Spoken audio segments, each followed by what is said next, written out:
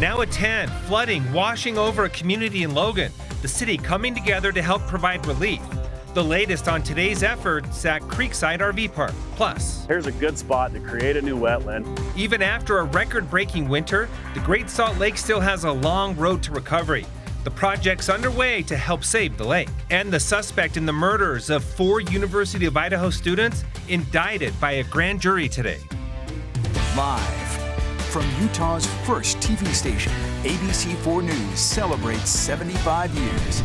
Welcome to ABC4 News at 10. I'm Glenn Mills. And I'm Emily Flores. We thank you for joining us here tonight. High waters in Cache Valley leaving residents without basic utilities and in many cases without a place to go. The city of Logan saying it warned residents of flood potential nearly 6 weeks ago and urged property managers and residents alike to have an evacuation plan in place. ABC4's Nate Larson's live in studio to tell us more about it. Nate. Yeah, Emily. So community members in and around Cache Valley have really come together to help this neighborhood, this Creekside RV Park, impacted by flooding. The park has roughly 40 residents who are now without basic utilities like power and water. Creekside RV Park has been mostly underwater since Sunday as the adjacent Blacksmith Fork River has taken over. It's not that we won't move. We are all willing to move. The problem is that we have nowhere to go. That's the problem. In a statement from the city of Logan sent out today, the city says that residents were warned in early April that flooding was a possibility. We woke up at 8 a.m. Monday morning as they were capping the sewer lines, shutting the power off, shutting the water off. And when they shut the water off, that was the first time I've ever seen Logan City official orange shirt guys in here. The statement said that they warned residents that the utilities may have to be shut off if the park flooded. Residents are doing their best to get by. Had no running water, no electricity, but I've had people donate generators and it's been really nice. Local organizations like Utah Families Feeding Families and Bear River Association of Governments have stepped up to help these residents with sandbagging, lodging, and providing meals. We've had, I don't even know how many hundreds of people, businesses, church groups, different youth groups come and help just with everything, food, water. We have someone trying to get solar panels donated so they have electricity in the meantime. Creekside residents are grateful for the community's response. Nice seeing everybody here helping. It's really been nice. So positives outweigh the negatives for me. Community is playing together to help us out. And everybody knows you can't stop Mother Nature. They're just trying to help us buy time. It's hard because a lot of people in here are in situations where they can't get out. Yeah. You know, and they can't get an apartment. The rent is so high. We're not homeless to the extent that everybody thinks. So we have homes. They're just mobile. Yeah. You know, we're not criminals. We're just stuck in a hard place trying to get out. So I have reached out to the property management company, which is Boulder Ranch LLC, but I've not heard back yet. I'm told the utilities will stay off until the water is gone, which they're working on that now, and an assessment of the property by the property owners can be made. The entire statement from the city of Logan, if you'd like to read it, regarding the RV park can be found on our website at abc4.com. Live in the studio, I'm Nate Larson. Back to you. Thank you, Nate. Now to a look at video posted by Utah Lieutenant Governor Deidre Henderson today. You're seeing the flooding near the Spanish Fork River Bridge. Henderson is saying this about it. I've lived 2 streets away from this Spanish Fork River foot bridge for 19 years. We've never seen anything like this. Major thanks to Spanish Fork City and their partners who have been working on the river nonstop to protect people's lives, homes, and property. Woo, images say so much. Let's head over for a check of the forecast with Chief Meteorologist Alana Brophy. Yeah, images just like that really playing out across the state, Alana. Yeah, and the most snow we've ever seen, so it's not a surprise. As it comes down, we're seeing some issues. We've got several flood alerts in effect. We're going to start with the warnings because you've just seen video from our waterways which tell the story. Bear River, Sevier River, Ogden River, and the Strawberry River, all underneath flood warnings, which means flooding is happening in these regions near Hatch, Woodruff Narrows. As far as the flood watch goes, this was issued yesterday on US 40 Daniels Creek. That does include the Wasatch Back and the western Uintas. We know the flooding is imminent in these places: Little Bear River, Weber River near Plain City, and the Green River on the eastern side of the state. Flood advisories in effect for Blacksmith Fork, Nate's story, which you just saw, Bear River near Corinne on the eastern side of the state, and Thistle Creek, which actually closed roads in the area.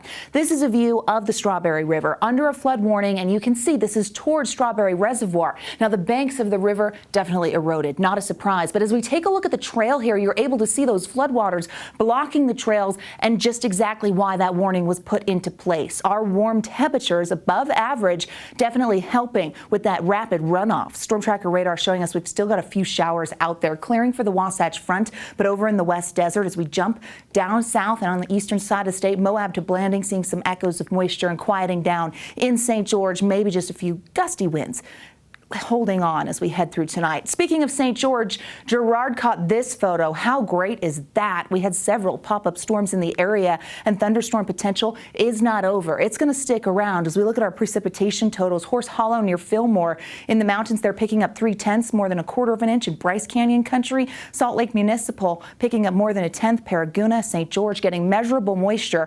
Will more be on the way for your backyard? I'll answer the question coming up in my full forecast in just a few moments. Glenn, Emily, over to you. All right, Alana, thank you. Well, lawmakers at the Utah State Capitol deciding to extend the state of emergency until mid-August. This following a special session today to address flooding and other pressing concerns. So one of the points of discussion today, the reallocation, I should say, of funds in regards to the state of emergency costs after an unprecedented snowfall this year. The legislature approving about $40 million for UDOT to cover added costs from snow removal and road and flood repairs. Senate President Stuart Adams sharing his thoughts on the management of these funds.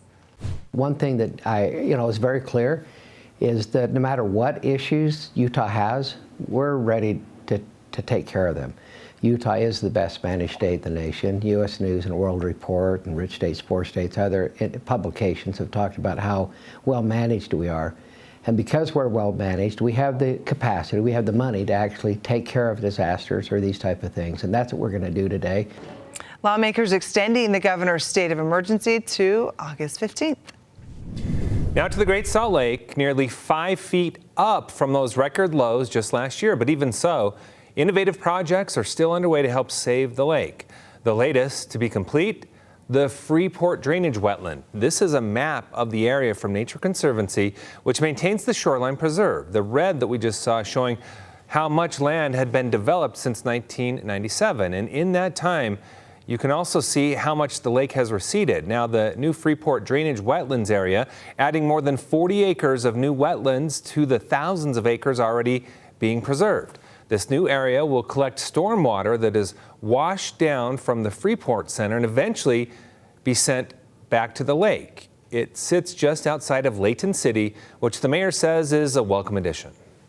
This is preservation. This is about educating our youth and really helping them understand to be good stewards of the property, of the land. Not only does this preserve land, but the new wetland is used as a filter as well, catching trash and pollutants in the water before sending it to the lake. And now to an update on a University of Utah athlete accused of rape. According to the Salt Lake County DA's office, 19-year-old Benjamin Smith was arrested in Seattle. Smith is a sophomore at the U and a member of the school's diving team. According to court documents, a woman told police the 19-year-old showed up at her dorm room last August and started kissing her. She says she kept telling him to stop, but he wouldn't listen and ended up allegedly raping her.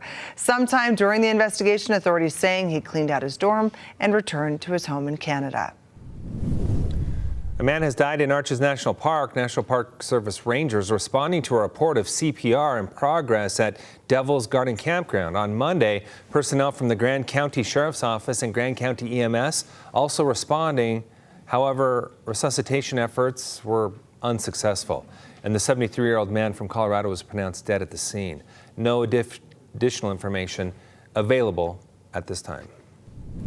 And Highway 89 in Spanish Fork Canyon still experiencing closures due to flooding from Thistle Creek. UDOT saying that in a statement this afternoon, in part, we recognize the flooding situation on US 89 in the Thistle area is difficult. UDOT remains committed to doing what we can to open the road as quickly as possible. But as always, the safety of the traveling public is our highest priority. And so the road must be closed when it is unsafe. We're doing everything we can to keep the water off of US 89. UDOT also looking at long-term solutions that include raising US 89 through the Thistle Creek area. Local community groups holding an appreciation event for winter road operation crews, skiers, boarders, and canyon users hosting the event in Salt Lake City, thanking crews who maintained roads for Big and Little Cottonwood Canyons. And we all know that was a big task given the record winter we had this year. Thanks to the efforts of our local dedicated professionals, many of us enjoyed our winter recreational activities. One UTA bus driver expressing his gratitude to the crews. Especially like the plow drivers in the canyons, I'm always waving at them, thanking them for, what they do in the canyons, especially on Twitter. I follow them on Twitter, and so I'm always throwing them a thank you because without them, my buses can't move up and down the canyon at all. All who take advantage of winter recreation in the central Wasatch area invited to attend the event tonight. Coming up, the House voting to send the George Santos expulsion resolution to the House of Ethics Committee. We'll have more on that motion. Plus, a line of storms rolling through the West Desert hits Tooele County and then moves to impact the Wasatch Front. We saw gusty winds, some lightning out there, but it's thunderstorm season, and following the storm, there's always some beauty. Don Can catching this in Sandy, so stunning. We've got the thunderstorm threat holding on. I'll tell you for how long, coming up in my full forecast.